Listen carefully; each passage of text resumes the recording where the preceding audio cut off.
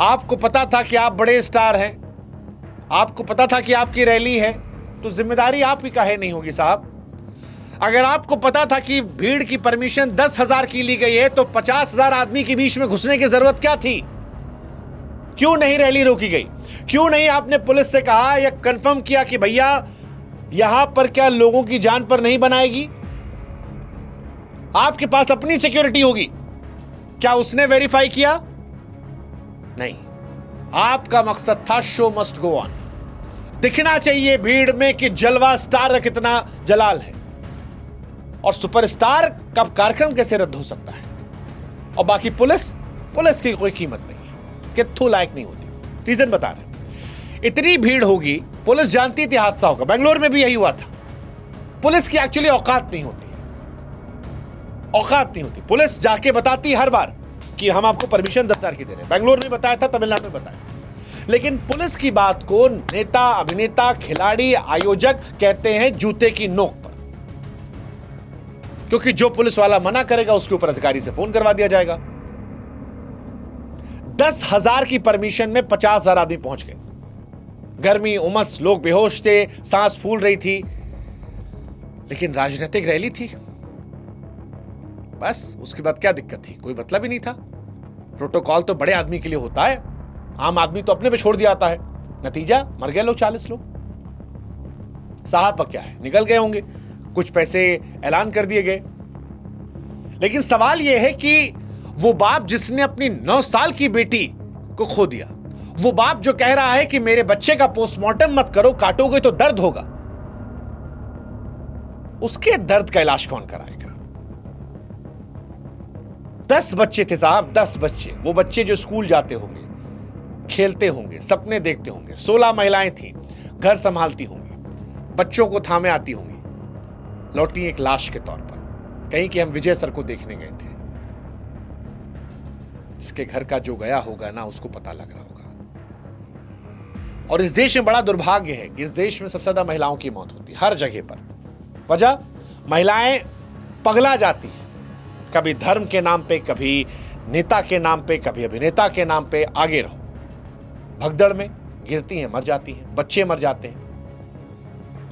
आम आदमी कीड़े मकोड़ों की तरह मरता है इस देश में, और दुर्भाग्य है कि उसे रोकने के लिए कोई कदम नहीं उठाता। मरता है, एक दिन तक चर्चा होती है, संवेदनाएं दिखाई जाती हैं।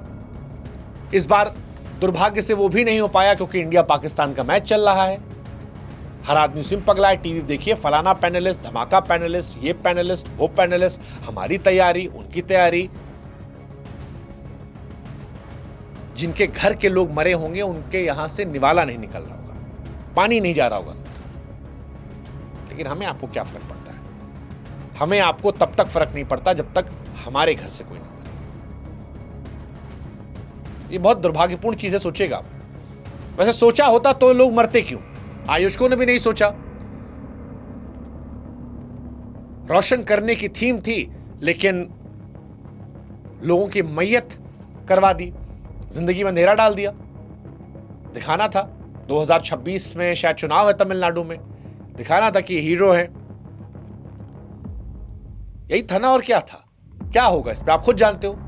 20 लाख रुपए का मुआवजा दिया गया है, कहा गया 20 लाख देंगे, घायलों को 2 लाख रुपए देंगे।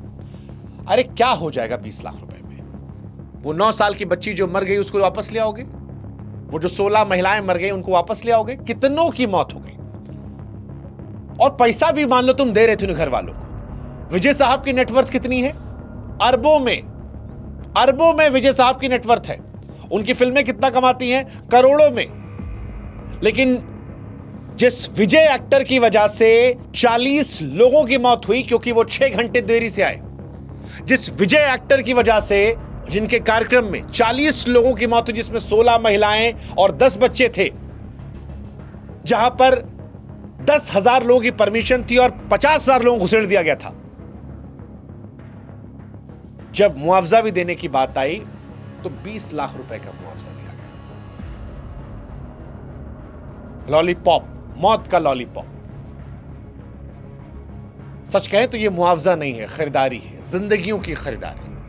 और आम आदमी खुश हो जाता है। लानत है इस देश में लोगों पर जो अभी भी कह रहे हैं वो क्या करते, और दे तो दिया ना, देखिए 20 लाख रुपए दे दिए। अरे 20 लाख तुम्हारे घर में कोई मरता लेके खुश होते? तुम ना सवाल पूछते कि भैया 10,000 की परमिशन थी, 50,000 आदमी कैसे घुस गए? तुम लग जाते इंडिया पाकिस्तान में कि अभिषेक शर्मा कैरन बनाएंगे, शाहीन अफरीदी क्या करेगा?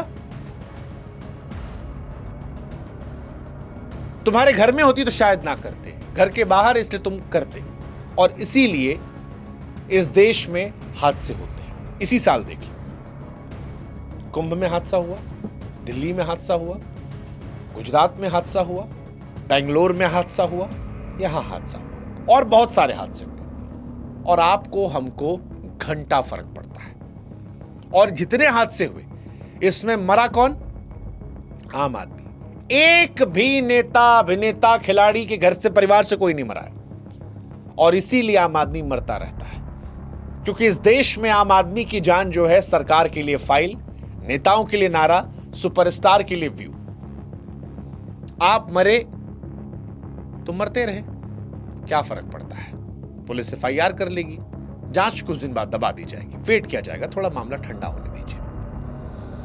विजय साहब चुनाव लड़ेंगे, उन पर कोई केस नहीं होगा, कोई सजा नहीं होगी, वो उनके ऐड चलते रहेंगे। आज देखिएगा 2-4 दिन में अपना कहीं शूट करने चले जाएंगे।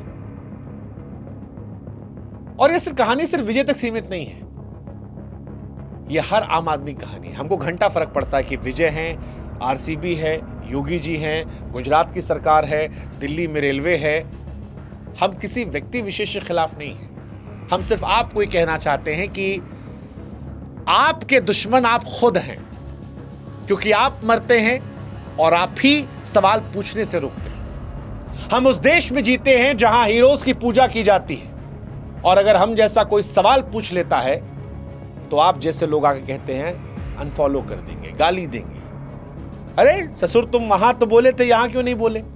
आप इसलिए नहीं कह रहे, हमसे बोलिए। आज सुबह से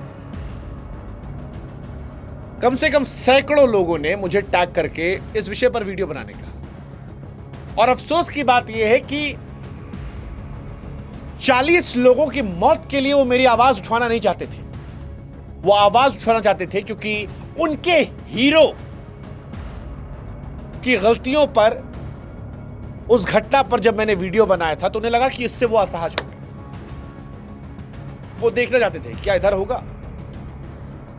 इसलिए आम आदमी मरता है, क्योंकि हम मौत को भी राजनीतिक चश्मे से देखते हैं, हम मौत को भी हीरो के चश्मे से देखते हैं। हमारे हीरो को बोला था गाली देंगे, अनफॉलो करेंगे, मर गए तो मर गए, हमारे हीरो मत बोलना। लेकिन वो भूल जाते हैं कि हीरो वो होता है जो जिंदगियां बचाता है, ना कि मरवाता है। प्रयागराज में कुंभ में 50 मरे थे, दिल्ली में 20 मरे थे, स्टैम्पेड में बेंगलोर में 14-15 मरे थे। हर बार सिर्फ 2 शब्द कहकर इट्स वेरी अनफॉर्चुनेट इंसिडेंट काम नहीं चलेगा। आम आदमी को समझना होगा, अपनी जिंदगी कीमत करनी होगी। वो जो आयोजक हैं उनको इंतजाम करना होगा। विजय ने कह दिया कि मैं दुखी हूं, अपूर्णीय क्षति है, लेकिन विजय की जिंदगी आगे बढ़ेगी। दुख तो वो बाप को है जो बेटी की लाश को थामे कह रहा है कि बिना बताए चली गई। विजय फिर चले जाएंगे आगे, हो सकता है 2-4-5 दिन कुछ पोस्ट ना करें, छठे दिन से करने लग जाएंगे। इसलिए आज सवाल उनसे है जो चिल्ला रहे हैं हमारा थलपति, अनफॉलो कर देंगे। इस देश में अगर आप सितारों को भगवान बना रहे हैं तो आम आदमी को कम से कम बलि का बकरा मत बनाइए। और इसीलिए जो भी ट्रोलर्स उनसे मैं कहूंगा, सुनो, मैं बोलूंगा, पहले भी बोला था, आज भी बोलूंगा। पहले भी कईयों को बुरा लगा था, आज भी कईयों को बुरा लगेगा, लेकिन मैं बोलूंगा, क्योंकि कल को ये मेरे घर में भी हो सकता है, ये तुम्हारे घर में भी हो सकता है। जैसे तुम्हारे घर में 9 साल की बेटी कुचल कर मरेगी, क्या कहोगे? अनफॉर्चुनेट? चीखोगे नहीं, चिल्लाओगे नहीं? उसके कत्ल पर मैं चुप था। शेर बड़ा खूबसूरत है, सुनिएगा। अगला नंबर आपका है, समझना आपको है, जग जाओ। अगली बार रैली में जाओ तो पूछो इंतजाम है कि नहीं है, देखो। अगर नहीं लग रहा तो मत जाओ, बच्चों को समझाओ, फैन बनो, कुर्बान मत हो। क्रिकेट, सिनेमा प्यार करो यार, लेकिन जान मत दो। सरकार सितारों को घंटा फर्क पड़ता है, उनके लिए सिर्फ तुम एक नंबर हो, लेकिन तुम्हारे परिवार के लिए दुनिया हो। और ये सिलसिला तभी रुकेगा जब तुम जागोगे, जब तुम सवाल पूछोगे, जब तुम लापरवाही पर सजा देने की सवाल उठाओगे, वरना मरते रहोगे कीड़े मकोड़ों की तरह।